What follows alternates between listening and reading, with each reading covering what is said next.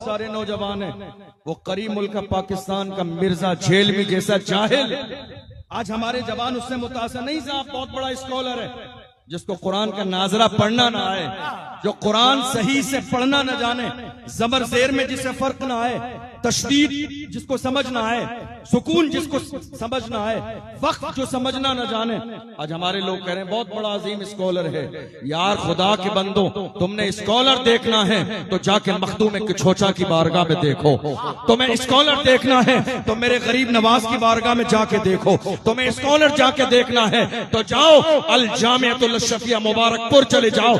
एक खामोश रहने वाला शख्स जिसको दुनिया मोहम्मद अहमद मिसबाही के नाम से जानती है, देख लो तकरीर की दुनिया में हम जैसे नाकिस लोगों को भी लोग इल्म का समंदर बोल देते हैं। हकीकी माना में इल्म का समंदर देखना है तो मोहम्मद अहमद मिसबाही और मुफ्ती निजामुद्दीन साहब को देख लो।